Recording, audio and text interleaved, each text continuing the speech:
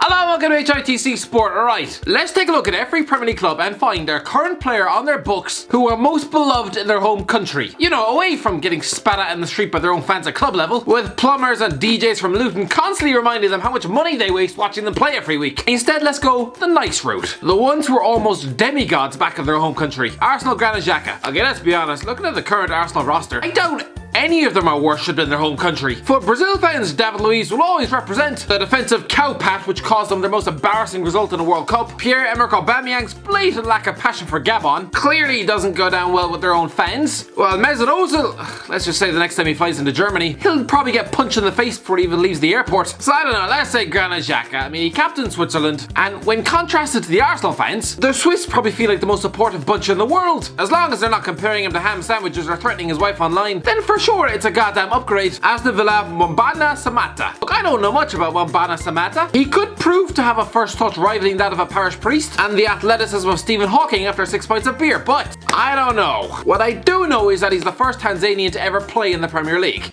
Or Tanzanian.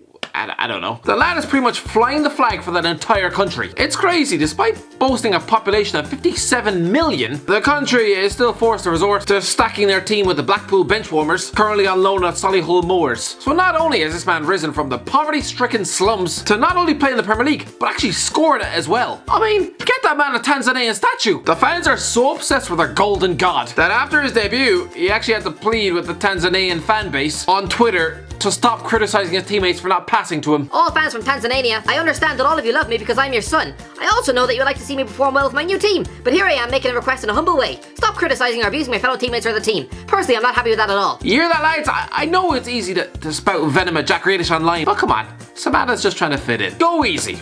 And I say that knowing full well that there's not one Tanzanian fan watching this channel. Or maybe there is. Bournemouth Josh King. You would forget Josh King is Norwegian, wouldn't you? That must be the first transfer window in history where Manchester United have tried and failed to sign 2 Norwegian strikers. I'm guessing King is highly thought of in his home country. He's a Premier League regular, scored 17 goals for his country, including 5 in 2019. Look, he's not going to get any statues erected anytime soon, but I'd say they like him. Brighton Matt Ryan. Listen, forget the fact Matt Ryan has kept goal for Australia nearly 60 times, playing at 2 World Cups and winning the best goalie award at the 2015 Asian Cup, which Australia won on home soil. Forget that, alright? But the mere fact he's donated £15,000 of his own wages to the Australian Bushfire Relief Fund, then yeah, without a doubt, this man is popular down under. Burnley Robbie Brady. Okay, for this one, I don't need to guess. I know. Robbie Brady is a man who has permission to impregnate my cat. Honestly, that man is a living legend for providing me and my compatriots with arguably the greatest moment of all time. The clock is ticking into the last 10 minutes against Italy at Euro 2016. It's 0-0. We need to win. All hope looks lost before Brady leaps like a salmon to thwack us into the Euro 2016 last 16. Lads, I wish I had a video of this. The absolute scenes. I probably look like a kangaroo having an epileptic fit. Honestly, lads, the Irishmen out there will understand this one. That feeling when that famous goal smacked the back of the net. I mean, just remembering it now, I almost need to change my goddamn pants. In the days after his goal, his Wikipedia page was changed to this. He is the closest thing to God. He single-handedly has kept the French bars open for next week. I mean, for Christ's sake, if you want to see the extent of the goodwill this country has for the Burnley sub, look at the reception his dad got by just getting on a bus. Shush! We have on the coach the father of the man who scored the goal for Ireland tonight. See, even his dad getting a hero's welcome. And all he did was forget to use a condom back in 1991. Chelsea and N'Golo Kante. Listen, how can you not love N'Golo Kante? Timid, shy, down to earth, but yet a world-class player. A pivotal reason behind France's World Cup success, and considering his rapid rise through the lower leagues, then yeah, French fans probably love him more than their own next of kin. For Christ's sake, in the aftermath of that World Cup, he had 80,000 fans queuing up to sing songs about him in the streets of Paris. Look how embarrassed he looks. Crystal Palace Wayne Hennessy. I consider Wilfred Zaha, but I'll be honest, I have no idea if Ivory Coast fans have truly taken to him after, playing for England first. Something tells me a proud African country who've produced genuine world-class talents in the past might be a bit insulted to just being some Crystal Palace winger's sloppy seconds. So I'll play it safe and say Wayne Hennessy. He has 89 caps for Wales, conceded just 4 goals in 10 games as they qualified for Euro 2016, has again helped them qualify for Euro 2020. He has an entire Twitter fan page dedicated to him. It's great, he's done a lot for Welsh football. Hasn't done too much for the reputation of their public schools. Apparently their curriculum doesn't include anything about the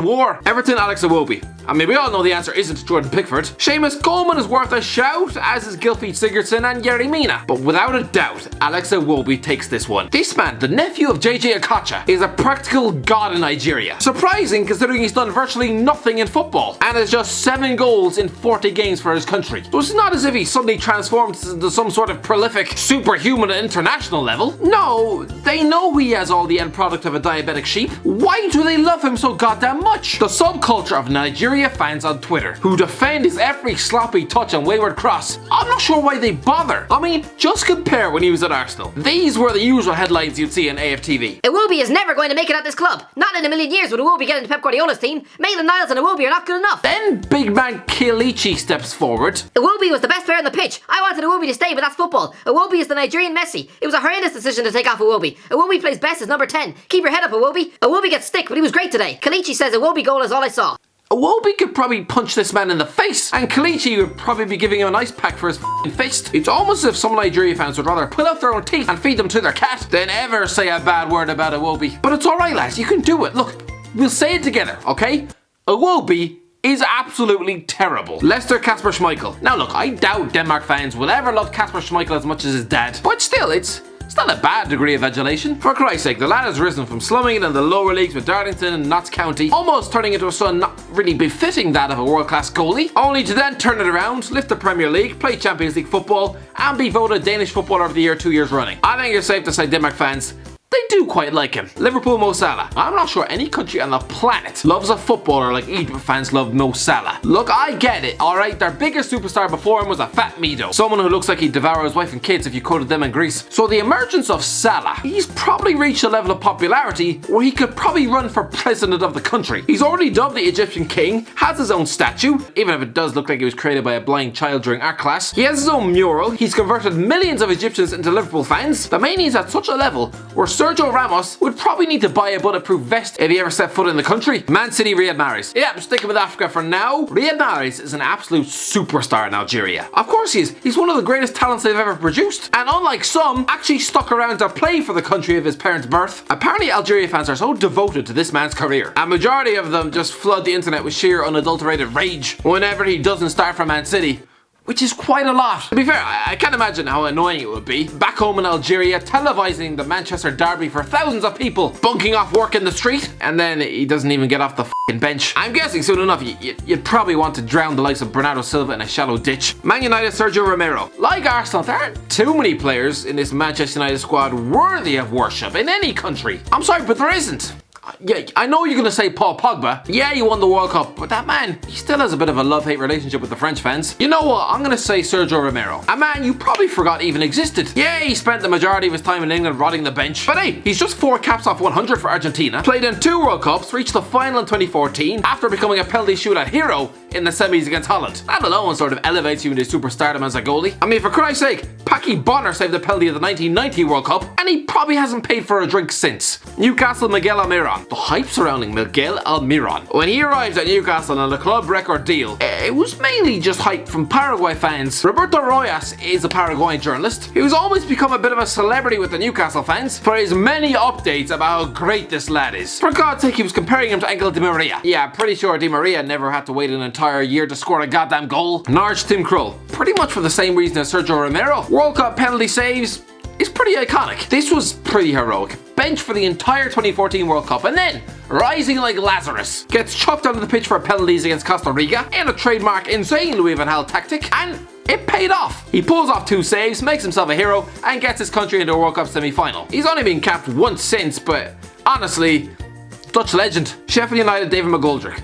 Look, I'm not saying David McGoldrick is in line to run for Taoiseach, but Ireland fans, I don't know, I guess we appreciate the lad's work rate. Yeah, he's a lower league journeyman with a shocking goal scoring record, and our country should never be relying on players like him. But at least he runs his bollocks off, that's all we can really ask. And yeah, he scored a dramatic equaliser against the Swiss. Southampton, Shane Long. I know I bang on about Shane Long's horrific goal scoring record, and it is, but that man will be able to live off 1 goal for the rest of his life. You know the one. Just 3 years after getting battered 6-1 at home against the Germans, the then world champions then travelled to Dublin in a Euro 2016 qualifying game. Step forward, Shane Long chases down a long ball, takes a touch before smashing the only goal of the game past Manuel Neuer. That was the day this man became a national hero. Tottenham's Son Heung-min. Son Heung-min is a practical movie star in South Korea.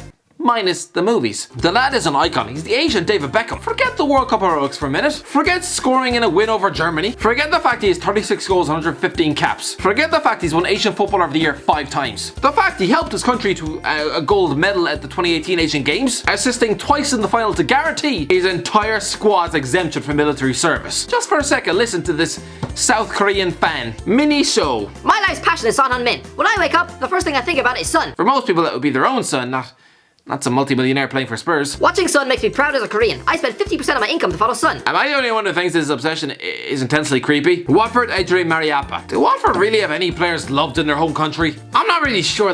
Maybe Adrian Mariappa. He has nearly 50 caps for Jamaica. Maybe him. Possibly. West Ham, Pablo Zabieta. Again, I'm guessing, but nearly 60 caps for Argentina. Reached the World Cup final. I'm guessing Pablo Zabieta is pretty popular in Argentina. Wolves, Rui Patricio.